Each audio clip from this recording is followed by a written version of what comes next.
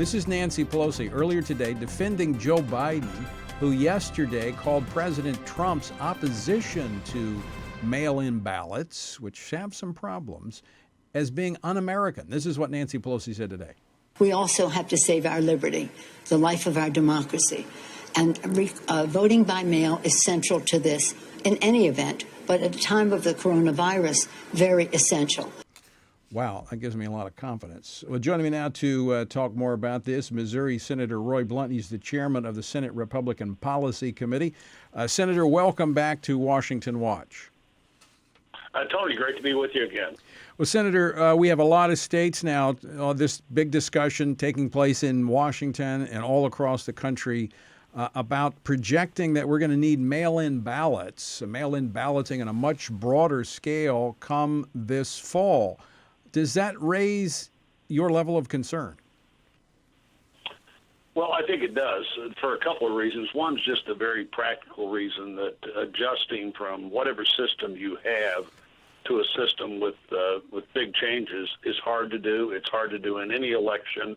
It's particularly hard to do in a presidential election.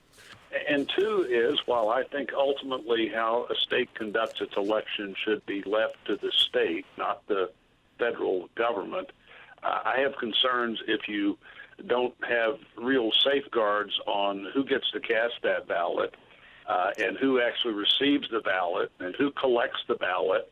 And all of those things have clearly presented problems already in states that have no excuse absentee voting, no witness to who votes, ballots in other states that just go out to everybody and don't come back. I think are things that any rational person should be concerned about. 100% agree. But there are those, especially in the media, who are now criticizing the president for raising questions about this. But it's interesting. In 2012, the New York Times had a report that noted that voter fraud involving mail-in ballots is, quote, vastly more prevalent than the in-person voting fraud that has attracted far more attention, election administrators say. End quote. In fact, just looking at some of the numbers from the 2016 election. Now, Hillary Clinton won the popular vote, garnering over 2.8 million more votes than Donald Trump. But according to the data that's out there, 6 million unaccounted mail-in ballots were never counted in 2016. That's more than twice her margin in the popular vote. I mean, you could easily manipulate the outcome of a national election if there is not proper processes in place.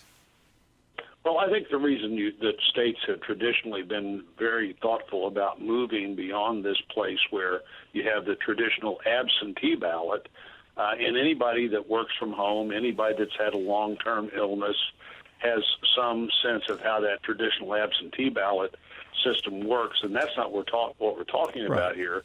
We're talking about, one, people getting ballots without even asking for them, or two, asking for them and getting them without any accountability as to whether they come back or not.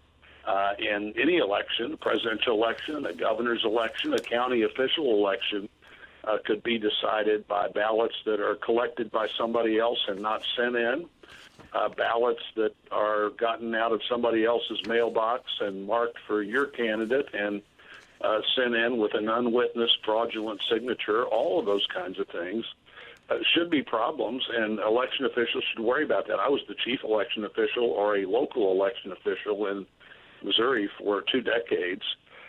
And most of that 2 decades was focused on making it easier for people to register to vote, but also being always thoughtful that their right to vote was protected when you protect the election process. If the process doesn't have integrity, then everybody who participates in the process with integrity loses out in that contest.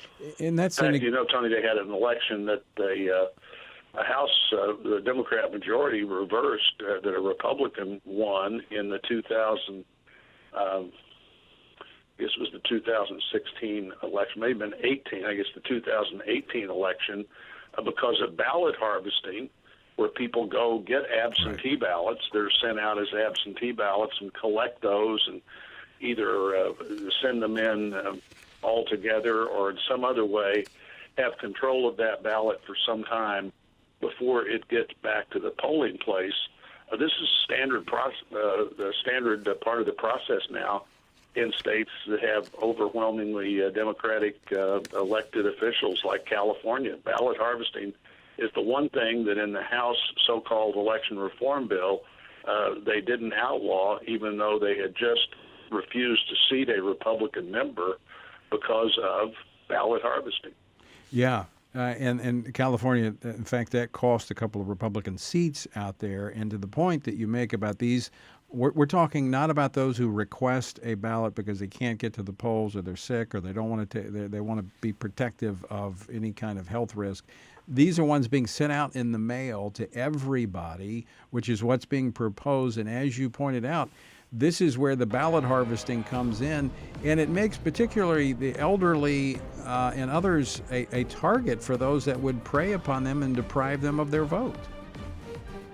It does, and if anybody's involved in helping with that vote, if they want to, with somebody who is in a frail condition, they generally have a pretty good sense of who that person voted for, and then get to decide what to do with that ballot, and who knows that ballot didn't come in. Whoever checks that out, obviously about 28,000 times, nobody checked in recent elections. Yeah, and then, as I mentioned earlier, a lot of those ballots are never accounted for. Senator Roy Blunt, as always, great to talk with you. Have a great weekend. Hey, you too. Great to talk with you, and hopefully we're going to win the fight both against the virus and for the economy. All right. Folks, don't go away. We're coming back with more right after this.